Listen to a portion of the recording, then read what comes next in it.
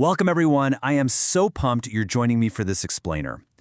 Have you ever actually stopped to wonder what goes into a truly legendary World Cup goal? Like, what separates a really good strike from an immortal moment that a whole nation will literally remember forever? Well, we're going to dig into exactly that. We're looking at 12 years of chaotic, raw, breathless World Cup commentary from 2010 all the way to 2022 to figure out the precise anatomy of a World Cup classic. By breaking down the exact words broadcasters screamed in the heat of the moment, we're going to uncover the hidden patterns of absolute footballing perfection. Okay, let's dive into this roadmap. We're not just doing a boring chronological list here. We're breaking these historic moments down by theme. So we've got 1. Spectacular strikes and stunners. 2. Tactical genius and teamwork. 3. Superstars seizing the moment. 4. Late drama and heartbreak. And finally, 5. The ultimate final glory.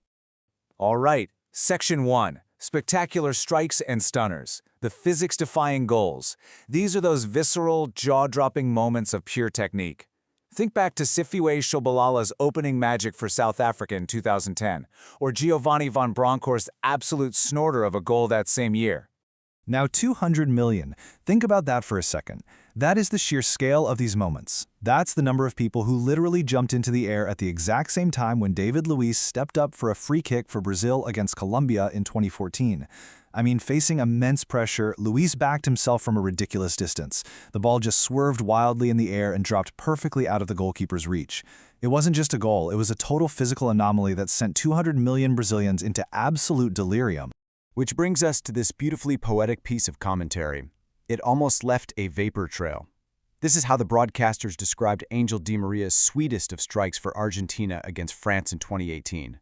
It perfectly highlights a specific piece of the anatomy of a stunner, the sheer, terrifying velocity of the strike. And you can compare that directly to James Rodriguez's legendary 2014 goal for Colombia. Rodriguez had the technical vision and honestly the sheer audacity to chest the ball and launch an instinctive, technically superb volley. I mean, very few players in the world would even dare to try that, let alone execute it flawlessly. And sometimes, these spectacular strikes happen as an instant response to one another. It's almost like a heavyweight fight. Consider this wild sequence from 2014. First, you've got Arjen Robben using blistering pace to leave the Spanish defense completely floundering, leading to easy high fives all around for the Dutch. But then, barely moments after going a goal down, Australia's Tim Cahill unleashed this sumptuous, physics-defying volley that crashed right in off the underside of the bar. The commentary noted it was almost like Cahill was saying to Robben, "Hey, anything you can do, I can match." Moving right along to Section 2, Tactical Genius and Teamwork, the mental game. Because as we all know, physical prowess is always elevated by flawless, synchronized teamwork. Let's move to and see how this builds, step by step. Notice the exact sequence called by the commentator for Lionel Messi's beautifully executed 2018 goal against Nigeria. Step 1, a fabulous, visionary ball from Ever Banega. Step 2, a great first touch from Messi. Step 3, a brilliant second touch to set himself up. And Step 4, a thrilling, stylish finish. It's literally poetry in motion, broken down into a precise 4-part tactical formula that Diego Maradona himself would have been incredibly proud of. Now, let's map out Belgium's devastating, high-quality counterattack against Japan in 2018. It starts so simply. A quick rollout by goalkeeper Thibaut Courtois. Then, Kevin De Bruyne launches this high-speed attack. But the absolute genius of the move, that belongs to Romelu Lukaku. In the frantic heat of the moment, Lukaku saw the big picture. He executed a brilliant dummy run, deliberately leaving the ball so Nacer Chadli could just stroke home the winner. That right there, that is collective tactical genius. But hey, sometimes tactical genius is simply about subverting expectations entirely. Picture this. It is the 101st minute. The Netherlands win a free kick just outside the box against Argentina. As the commentary noted, the whole stadium expected a shot. The defense absolutely braced for a shot. And instead, they played a delicate, clever little short pass to Wout Weghorst, who scored and caught Argentina completely by surprise. It was a brilliant, calculated gamble that totally rewrote the script of the match. That brings us to Section 3, Superstars seizing the moment, carrying the weight of a nation. This is all about what happens when all hope rests entirely on the biggest names in the sport. So, how do you define genius on a football pitch? Well, in 2018, Portugal's hopes rested entirely on Cristiano Ronaldo's shoulders late in a match against Spain. He stepped up and hit this exquisite, exemplary free kick that went up over the wall and dipped right down under the crossbar, leaving a world-class goalkeeper like David De Gea totally stranded.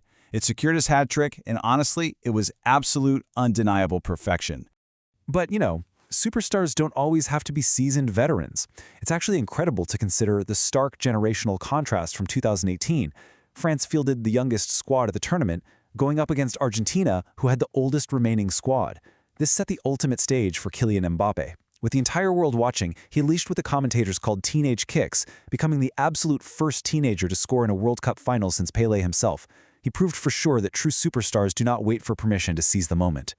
And speaking of seizing historic moments, 16, that's a heavy number. During Germany's utter dismantling of Brazil in 2014, against a Brazilian defense that was completely all at sea, Miroslav Klose found the back of the net. That strike marked his 16th career World Cup goal, officially breaking the great Brazilian Ronaldo's all-time scoring record right in front of a completely stunned Brazilian crowd. Just wild. Section 4. Late drama and heartbreak. The final minutes. These are those agonizing, breathless moments where human resilience is tested to its absolute limits. So, the crucial point here is that a World Cup isn't just about early dominance. It's really about what happens when the clock is running out. From hope, there is glory. In 2010, the United States team was stretched so thin, facing imminent elimination in the dying moments of their group stage. But Landon Donovan, so often their inspirational figure, was right there to tuck home a loose ball. The commentary captured the sheer emotion of it perfectly, giving the U.S. the most dramatic of winning goals because deep down, they always knew they could.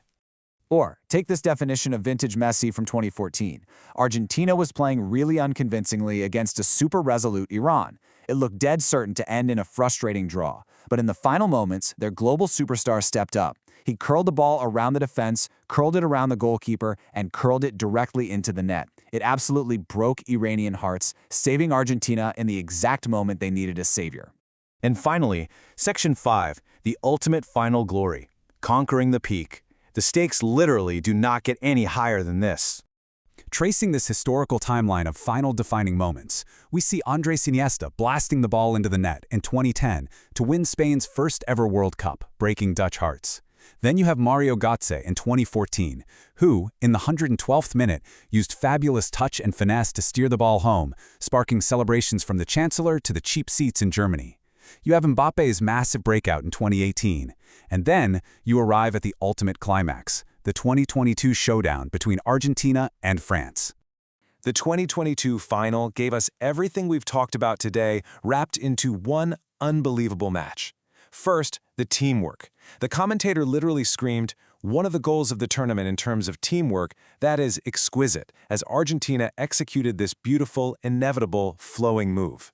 From McAllister to Alvarez, finding Angel Di Maria as the spare man to just slot it home.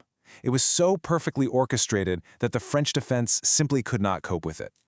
But then, juxtapose that intricate teamwork with this. Down 2-0, Kylian Mbappe single-handedly dragged France back into the game. When the ball fell to him, conventional wisdom says you take a touch, right? Instead, he connected with a brutal, perfect volley. The broadcast called him an awesome force of nature, brutal and brilliant, doing exactly what a superstar must do when their team is on the absolute brink. And all of that chaos led to the breathless, sheer tension of the winning moment. No offside. The referee's given the goal. It was tight, it was scrappy, there was a whole flag check, but ultimately, the ball was over the line. Lionel Messi, amidst all the pressure and all the history, scored the goal that conquered his final peak, securing the World Cup for Argentina in a moment that will truly last a lifetime. As we wrap up this explainer, I really want to leave you with one final thought. We've seen vapor trails and vintage curves. We've seen 4-step tactical masterclasses and 101 subversions. We've seen superstars carry the literal weight of their nations into the final dying minutes. So I ask you, what truly makes a World Cup goal immortal? Is it the physics-defying strike, the brilliant tactical mind, or the crushing weight of the moment? Think about it next time you watch a match. Thank you so much for joining me today, and I highly encourage you to go back and watch these legendary goals with fresh eyes.